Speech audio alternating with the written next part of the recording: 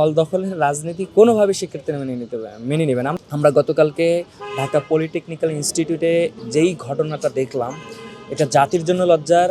আর রমজান, পবিত্র মাহে রমজানে তাদের যে অসহিষ্ণু আচরণের মানে একটা ক্যারেক্টার, এই ক্যারেক্টার হচ্ছে যে বহিঃপ্রকাশটা আমরা দেখতে পেরেছি। আসসালামু আলাইকুম, অসংখ্য ধন্যবাদ আপনাদের। আপনারা শুরু থেকেই লক্ষ্য করেছেন যে আসলে 5ই আগস্টের ছাত্র জনতার বিপ্লব অভ্যুত্থান পরবর্তী সময়ে আমরা যেটা চিন্তা করেছি যে ক্যাম্পাসগুলোতে শান্তিপূর্ণ সহাবস্থান থাকবে, শিক্ষার্থীরা শিক্ষার মান বজায় রাখার জন্য তারা যেই উদ্দেশ্যে প্রতিষ্ঠানে ভর্তি হয় তারা সেই উদ্দেশ্য যাতে হাসিল করতে পারে সেরকম একটা পরিবেশ বিরাজমান থাকবে। আমরা 5ই আগস্ট পরবর্তী সময় সবথেকে বড় আন্দোলন ছিল ক্যাম্পাসগুলো যাতে নিরাপদ থাকে, পরিচ্ছন্ন থাকে এবং রাজনৈতিক যে সহাবস্থান থাকে, গণতান্ত্রিক চর্চার যে জায়গাগুলো সেগুলো যাতে থাকে। আমরা সেই জন্য আন্দোলন করেছি এবং ক্যাম্পাসে সেই জিনিসগুলো ততক্ষণ পর্যন্ত বিরাজমান ছিল। কিন্তু আমরা দেখেছি বিগত স্বৈরাচার ফেসিস্ট আমলে যে ফেসিস্ট হয়ে উঠার যে একটা কালচার, আবহমান কালচারগুলো থেকে উঠেছিল, সেই একই চরিত্র, একই বৈশিষ্ট্য, একই ক্যারেক্টারগুলো নব্য ফেসিস্ট হওয়ার জন্য কিছু ছাত্র সংগঠনের একেবারে এই চরিত্রগুলো আগাগোড়ায় তাদের মাঝে বিরাজমান। আমরা গতকালকে ঢাকা পলিটেকনিক্যাল ইনস্টিটিউটে যেই ঘটনাটা দেখলাম, এটা জাতির জন্য লজ্জার। আর রমজান, পবিত্র মাহে রমজানে তাদের যে অসহিষ্ণু আচরণের মানে একটা ক্যারেক্টার, এই ক্যারেক্টার হচ্ছে যে বহিঃপ্রকাশটা আমরা দেখতে পেরেছি। আমরা দেখেছি যে একজন সনাতন ধর্মের ভাই, সে নিজেকে সনাতন হিন্দু দাবি করা সত্ত্বেও তাকে বিশ্বজিৎকে যেভাবে ছাত্রলীগ কুপিয়ে, শিবির সন্দেহে কুপিয়ে একেবারে শহীদ করে দেওয়া হয়েছে, হত্যা করা হয়েছে, ঠিক একইভাবে এই ন্যাক্কারজনক ঘটনাগুলো ছাত্রদল আবারও এই ক্যাম্পাসে ভয়ভীতির পেশিশক্তির দ্বারস্থ হয়েছে। আমরা মনে করি সচেতন শিক্ষার্থীরা এটাকে ঘৃণাভরে প্রত্যাখ্যান করবে এবং তাদের বিরুদ্ধে যে স্টেপটা নেওয়া দরকার অবশ্যই শিক্ষার্থীরা নেবে। তবে প্রশাসনের এখানে নীরব ভূমিকাটা আমাদেরকে প্রশ্নের উদ্রেক ঘটিয়েছে যে বিগত সময়গুলোতে প্রশাসনের একটা লেজুর ভিত্তিক মানে দুর্বৃত্তায়ন দেখেছি যে তারা উচ্ছিষ্টভোগীর মতো কার্যক্রম করেছে। তো সেই প্রতিষ্ঠানের প্রশাসন যদি খুব সহজে, খুব ভালোভাবে বা তাৎক্ষণিকভাবে কোনো একটা ইমিডিয়েট অ্যাকশন নিত, তাহলে হয়তো বা এই হতাহতের জায়গাটা থাকতো না বা হইতো না। আমরা ওই প্রশাসনকে এবং একই সাথে মানে আমাদের সরকারকেও এই দাবি জানাবো যে আপনারা একটা সুষ্ঠু নিরপেক্ষ তদন্ত করেন, যারা এটার সঙ্গে জড়িত অবশ্যই তাদেরকে শাস্তির আওতায় নিয়ে আসতে হবে, সেটা যে দল, যে মত, যে শিক্ষার্থী হোক না কেন।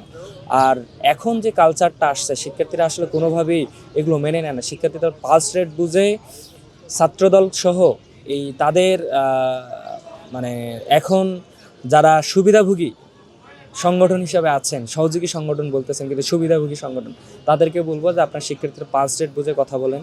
শিক্ষার্থীরা আসলে বিগত সময়গুলোতে স্বৈরাচারকে তাড়ানোর পিছনে যেই তাদের রক্তের যে প্রবাহমান যেই জিনিসটা আছে, প্রেরণাটা আছে, সেই প্রেরণাটা একটু বোঝার চেষ্টা করেন। এই যে পেশিশক্তির দ্বারস্থ হওয়া, হল দখল করা, জবরদস্তি করা, আপনি হচ্ছেন যে আবারও টেন্ডার বাণিজ্য করবেন, এই জিনিসগুলো শিক্ষার পরিবেশ, মান এবং শানের সঙ্গে যায় না। তো এই পরিবেশ বজায় রাখতে গেলে যেভাবে থাকা উচিত আপনার সেই ক্রাইটেরিয়া আসেন। আমার মনে হয় যদি থাকতে পারেন শিক্ষার্থীরা আপনাদের গ্রহণ করবে।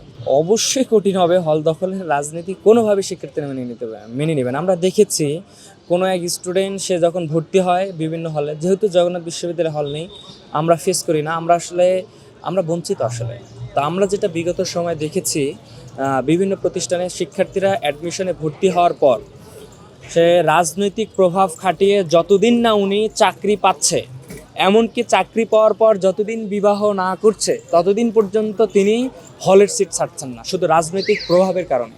তো এই ধরনের একটা ব্যাড কালচার আরেকটা শিক্ষার্থীর হচ্ছে অধিকার মারাত্মকভাবে লঙ্ঘন করতেছে, তাদের বঞ্চিত করা হচ্ছে। তো এই জিনিসগুলো এখনও আছে। আমরা এমনও দেখেছি যে ইডেন হলে যে বাইরের শিক্ষার্থীরা পেমেন্ট সিস্টেমে যে টাকা পয়সা দিয়ে হচ্ছে যে আপনার সুবিধা নিচ্ছে, কিন্তু এখানের বৈধ শিক্ষার্থীরা তারা হচ্ছে যে সিট হয়ে হল পাচ্ছে না, গণরুমে থাকতে হচ্ছে, অনেক দুর্বিষহ জীবন পালন করতে হচ্ছে। তো এই অপরাজনীতির শিকার হয়ে শিক্ষার্থীরা আর চায় না। শিক্ষার্থীরা অবশ্যই চায় যে তারা তাদের ন্যায্য অধিকারগুলো এটা যে তার বঞ্চিত না হয়। যে ছাত্র সংগঠনে আসুক না কেন, সেটা যে কোনো ব্যক্তি হইতে পারে, শিক্ষক কর্মকর্তার ভিতর থেকেও আসতে পারে। তো তারা যদি এই জায়গাগুলো থেকে ক্লিয়ার স্টেটমেন্ট বা তাদের চারিত্রিক গুণাবলীর পরিবর্তন না আনে, তাহলে অবশ্যই অবশ্যই শিক্ষার্থীরা তার উত্তম দাঁত-ভাঙা জবাব দেবে। সর্বশেষ সেটা হচ্ছে গতকালকে ঘটনাটি নিন্দা জানাবেন। আমরা অবশ্যই নিন্দা জানিয়েছি, ছাত্র শিবিরের পক্ষ থেকে নিন্দা জানিয়েছে।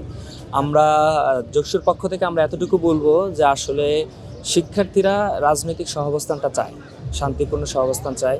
এই সহাবস্থান বজায় রাখতে গেলে আপনাদের যেভাবে হাঁটা উচিত আপনারা সেইভাবে চলেন। আর দ্বিতীয় ইস্যু হচ্ছে যে এই ধরনের ঘটনাগুলো, এটাকে আমরা অনাকাঙ্ক্ষিত বলেই বলবো, যে এটা আসলে কখনোই কাম্য না। আর আমরা এই ঘটনার তীব্র নিন্দা প্রতিবাদ জ্ঞাপন করছি এবং একই সাথে এটা সুষ্ঠু বিচার তদন্ত সাপেক্ষে শাস্তির দাবি চাচ্ছি।